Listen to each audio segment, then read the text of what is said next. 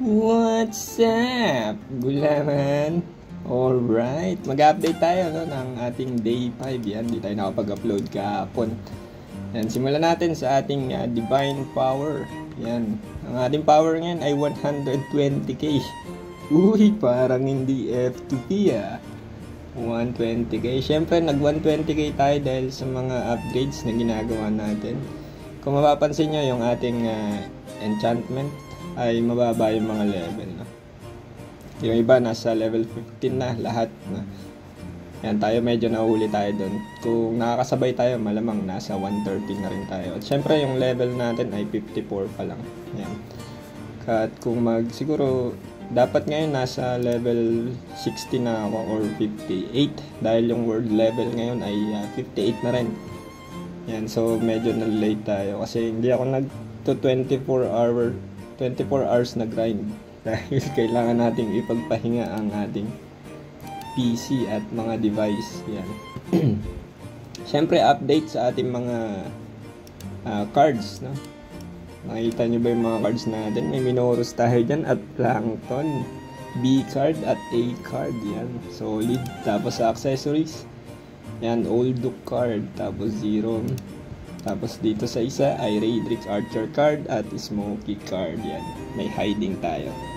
Sakto, di ba? Pang PvP. Kompleto na ang pang PvP natin. Siyempre, meron tayong card na Hydra. Yan, pang PvP natin. Yan. At siyempre, para tumaas ang inyong divine power, dapat gear fusion kayo, no? Katulad na ito, no? Yung random apex natin ay dalawa dito. Yan. Dalawa, halos lahat dalawa na, no? Sa weapon, meron tayong P-attack na kulay dalawa. Kaya lang, kulay blue pa lang yung aking affix dito, no? Yung iba may nakakuha na ng pula na plus 86 ata yung physical attack nun, dalawa. Pero sa akin, asul pa lang yung nakukuha ko. Kaya dapat lagi kayong nagda-dungeon para makakuha kayo ng mga gears tapos ipang papalit nyo sa affix kasi nagkakaroon naman to ng tawag dito ng runs kapag yan yung may oras dyan, isa kada, kaya dapat hindi nagmamax yung inyong dungeon. Dapat lagi nyong ginagamit kung meron kayong daily dungeon, gamitin nyo ng gamitin lang. Tapos syempre kung hindi nyo alam yung team dungeon, yung reset nyan ay every Monday at saka Friday. So 2 times a week natin nagagawa yung team dungeon para sa mga gears natin. Siyempre nakakuha ka dyan ng set at special na weapon. Yan yung hindi ko pa nakuha, yung may logo dito. So pag nakuha natin yan, maganda yan kasi yung refinement na effects na ito mas maganda. At siyempre kung tatanungin nyo, no, yung etong accessories na ito, yan, level 40 kasi ito, tapos ito level 20. Kasi ang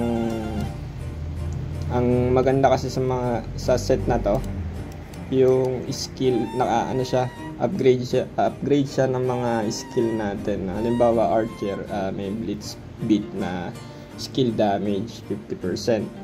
Kaya lang, pagka in-equip natin yan, diba, bababa yung ating divine power at saka yung set natin mawawala. Ito, pag tinlik niya tong sa mythic set yung katabi, yan, kung naka set 9 tayo, magiging set 6 na lang. Pero wala namang problema doon kasi yung set 9 ay hindi pa natin yan makukuha ata. Parang mahirap pa siyang makuha yung effect niya. At saka magastos ang pag-upgrade nito. Kailangan mo kasi siyang i-upgrade. 'Di ba? Ito yung mga resources na yan, mahirap siyang makuha.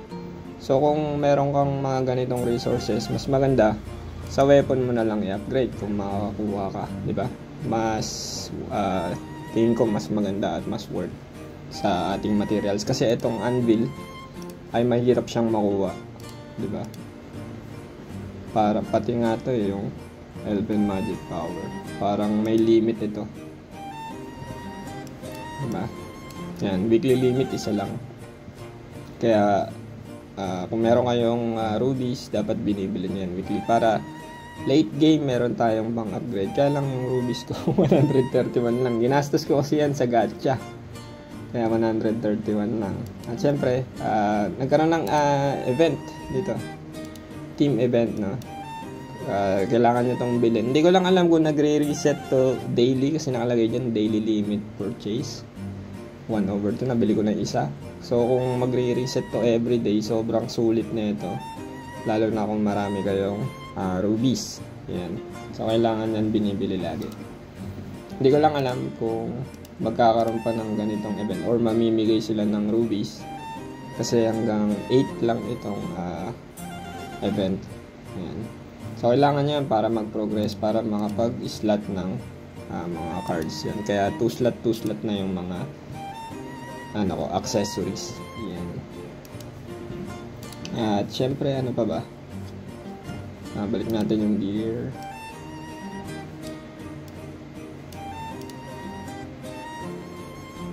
Yan.